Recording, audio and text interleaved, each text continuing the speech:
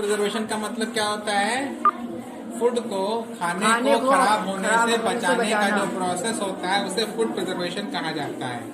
Some food items such as fruits and vegetables are available in some season and not throughout the year. कुछ खाने में जैसे सब्जियां हो गई, फ्रूट्स हो गए, वो एक पर्टिकुलर सीजन में ही ग्रो करते हैं, लेकिन वो हमें पूरे साल मिलते हैं।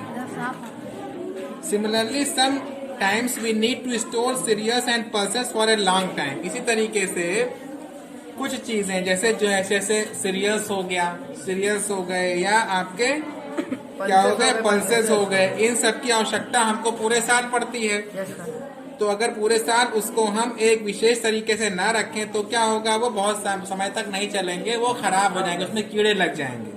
देखा नहीं देखा? Yes sir. अगर आप वीट को रख दो तो उसमें क्या लग जाते हैं? कीड़े, घुन कहते हैं जिससे, घुन लग जाते हैं जो गेहूं को अंदर ही अंदर खा जाते हैं। It is therefore important to adopt a technique by which food items can be prevented from getting spoiled.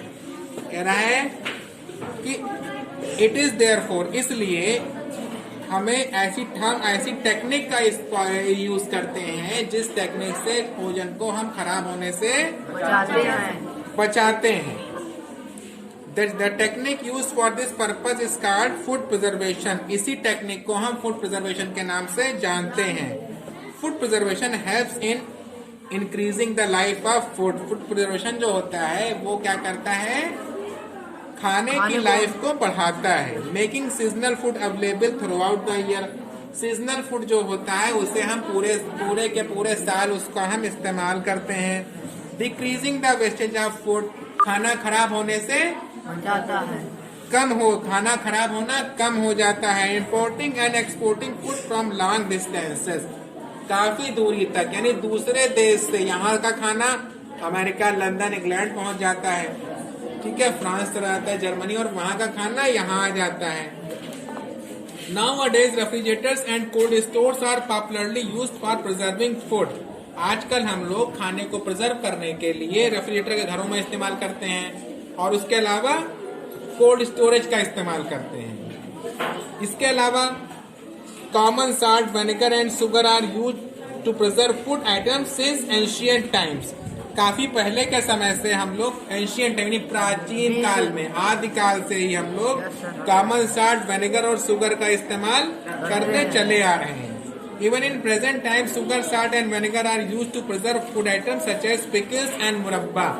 आज भी पिकल्स में क्या होता है? अचार। आज भी हम कॉमन साल्ट और शुगर का प्रयोग किसमें कर रहे हैं? अचार और मुरब्बा का इस्तेमाल कर, उसको बचा करके रखने में। अचार के अंदर अगर आप नमक न डालो और मुरब्बे में शुगर न डालो तो वो जल्दी खराब हो जाएगा।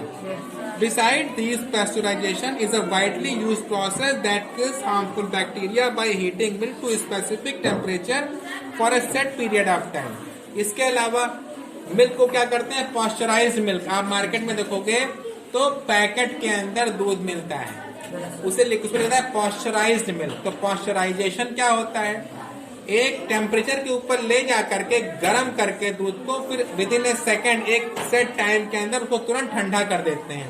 उससे होता क्या है, जो बैक्टीरिया उस दूध के अंदर होते हैं वो ठंडे और गर्म होने के टेम्परेचर को बर्दाश्त नहीं कर पाते हैं बहुत ही कम समय में।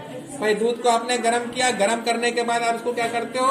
छोड़ देते हो, तो टाइम लगता ठंडा होने में। इतनी देर में वो बैक्टीरिया उसके अंदर अपने आप को मेंटेन कर लेते हैं। लेकिन तुरंत ठंडा कर देना, 1 सेकंड 2 सेकंड के अंदर ठंडा कर देने से क्या होता है? वो टेम्परेचर बर्दाश्त नहीं होता और वो मर जाते हैं। जब बैक्टीरिया मर जाते हैं तो काफी समय तक दोबारा वो पैदा नहीं होते हैं, इसलिए दूध आपका काफी समय तक सेफ रहता है। इसे पॉस्चराइजेशन कहा जाता है। पॉस्चराइजेशन की शुरुआत पहले किसने की थी? Lewis pasture. एक आदमी था लुईस पास्चर, वो कहाँ का था? फ्रांस का था, केमिस्ट था एक। सबसे पहले बार पॉस्चराइजेशन का प्रोसेस उसी ने किया था और उसी के नाम से, लुईस पास्चर के नाम से ही पॉस्चराइजेशन का प्रोसेस हम लोग जानते हैं। उन्हीं के नाम पर इस प्रोसेस को पॉस्चराइजेशन कहा गया। Food is an essential requirement in order to stay alive. जीवित रहने के लिए खाने की आवश्यकता बहुत मेन आवश्यकता हमें जीवित रहने के लिए खाने की ही। अगर हमें भोजन न मिले तो कुछ दिन बाद हम मर जाएंगे। We must not allow to go allow it go waste. हमें अपने भोजन को कभी भी फेंकना नहीं चाहिए. There are many people in our country who do not get sufficient food to eat. हमारे देश में बहुत से ऐसे लोग हैं जिनके पास भोजन अवेलेबल नहीं है. या market even if the food is available, they do not have enough money to buy. अगर खाना अवेलेबल है तो उनके पास पैसा नहीं है कि उस खाने को वो खरीद सके. Many people suffer from disease as a result of not getting sufficient to eat. और भोजन की कमी की वजह से तमाम लोग क्या होते हैं, बीमारी के शिकार हो जाते हैं. We must therefore ensure that no food is wasted. इसलिए कभी भी हमें भोजन का वेस्ट नहीं करना चाहिए. ठीक है, ओके.